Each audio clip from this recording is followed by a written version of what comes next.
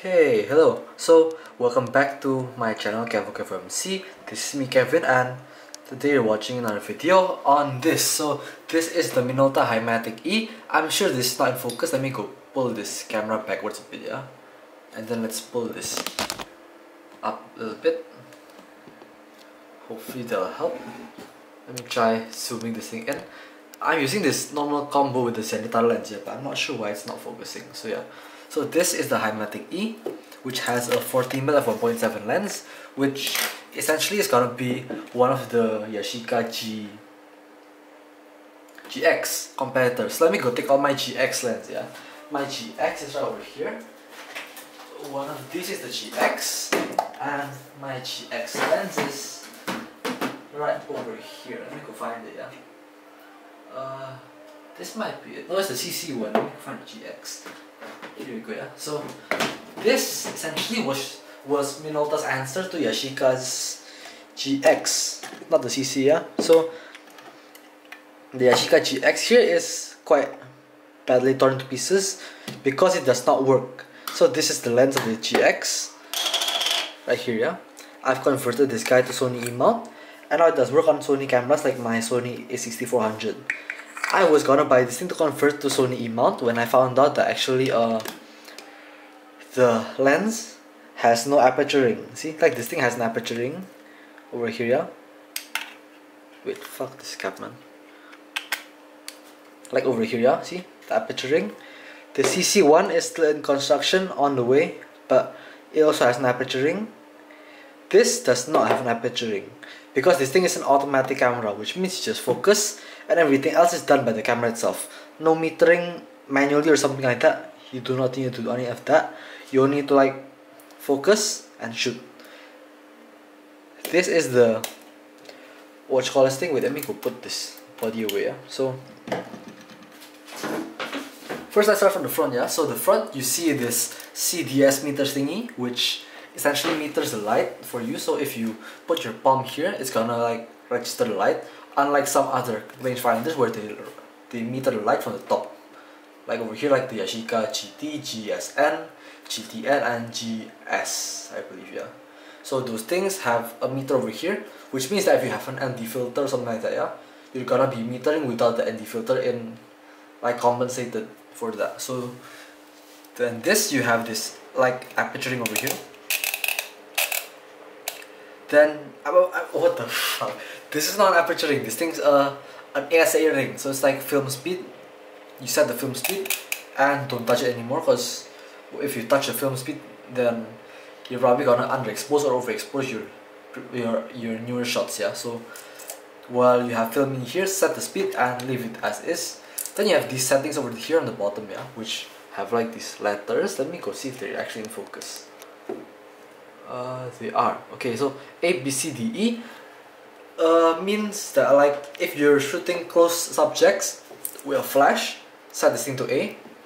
If you're shooting some slightly further subjects, use B and such, and such. Like you can see over here, yeah, with this like chart they give you. So if you have a flash, that is, I think, MInolta's own flash, you can use this auto thingy over here, yeah.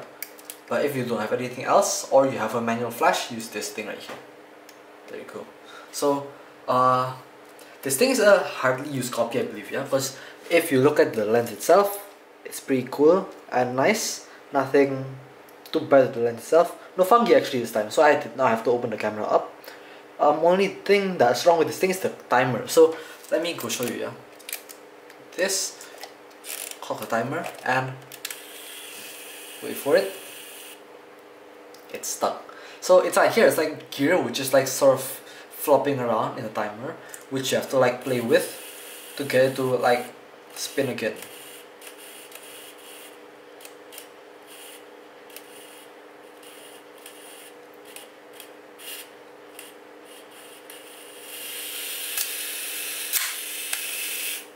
There you go. So the timer's not working on this guy, but I do not need a timer because why would you?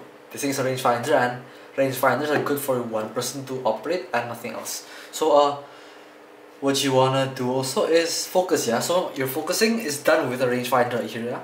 So use this like 45-degree throw focusing ring, which is quite smooth still, which is quite rare actually in these cameras. Like my MInolta HI-Matic 9, HI-Matic 7S, they all had like stuck focusing rings. I mean not stuck, I mean like really stiff focusing rings that like jitter and stuff like that. This thing's still good, still smooth and stuff like that.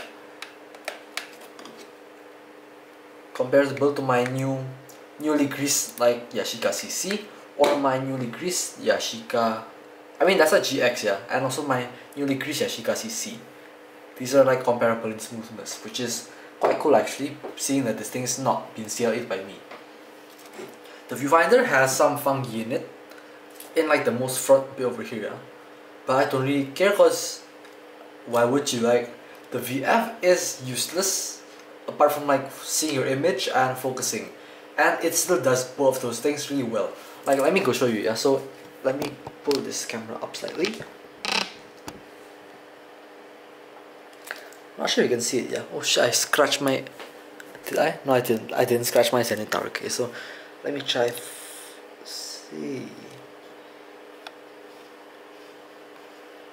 Okay, so this is not working well because you're seeing the blur from this viewfinder cup in the image, but you can actually still see it. So let me try and push this away and let me show you how the RF works, which it still should work.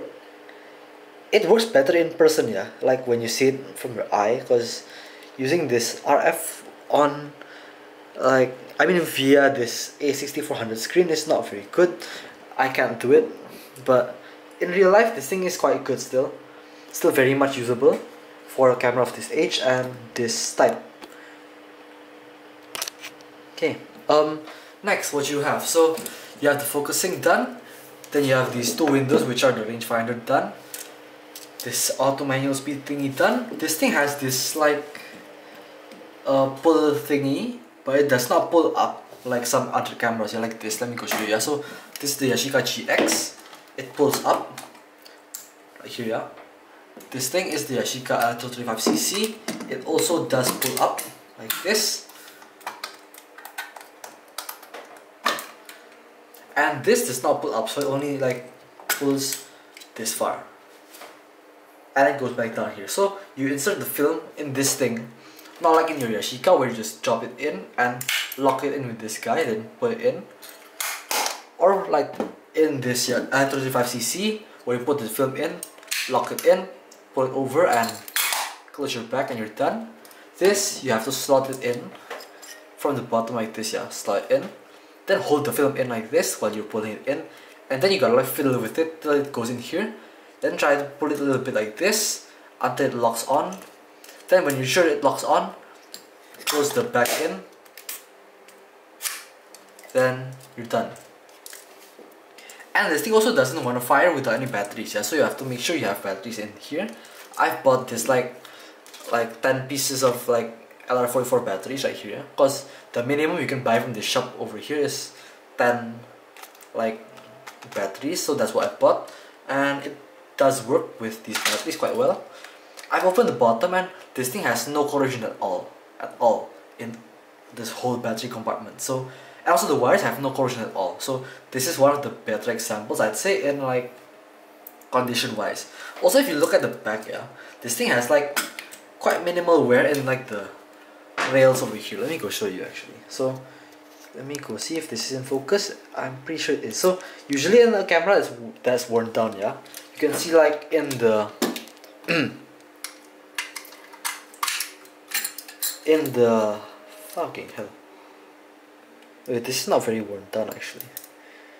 Oh, but yeah, look at this. So this has like a lot of scratches over here, yeah, and also over here on the like film roller plate, you can see like these lines. This has none of that, yeah, so it actually looks quite good. No scratches over here, some small scratches over here, and on this like pressure plate over here, yeah?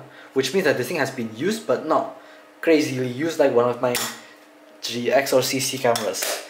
My GX is quite crazily used because you can see the pressing over here, yeah? And I believe this thing has quite a lot of wear marks. See See? So yeah. As for the camera itself, the metering is accurate. I can pretty much say it's accurate because it does respond to light. As you turn this thing, I mean, as you like set the ISO, you can set it to like 25 or 500. I mean, on either end of the scale, you can like take the middle bits of the scale. It does work quite well. It responds to the light, and the aperture blades also do work. They do close and they do open also. And as for the mechanisms, they all work except for the flash. I mean, what you call this thing? The timer, yeah. So everything works. Winding works. The battery check works, and the green light also works. Aperture blades also. I mean, the shutter also works quite well. There's only a bit of coating etching in the inside, like all of these rangefinder cameras that they all have like etching in the lenses, so I don't really give a shit about that. Also, it's quite minimal on this one, unlike some other lenses where they have like a ton of etching. So yeah, I think this should be enough for this. Electro, man. This thing is the MInolta HI-Matic E. Quite a rare camera, I'd say. In Indonesia, you have like a lot of 7Ss. I mean, not a lot, yeah. Some 7Ss, some HI-Matic 9s. The 9s are a bit more rare, but they're still quite oftenly available, quite readily available. I mean, these HI-Matic E's are quite low in like stock essentially. Like you only find 1 or 2 people selling these things, and surely not in this condition where it has no fungi in the lens. The aperture blade still works. Like if you shoot the lens and you put it against like a bright light, like one of my 15-watt LEDs right there, yeah, it does react, which is, I'd say, okay, which means that it works. And it also has shutter blades which work. They twitch normally, they don't like stick or something like that, yeah. They're also still quiet. The timer on this thing is dead, but I think I can still fetch it quite a good price with this guy, cause yeah. And let me go show you my like battery hack, yeah. So I use 2 LR44s over here and some aluminum foil over here, yeah, and that's pretty much it. So yeah, thank you for watching this video and goodbye. Hopefully you liked it.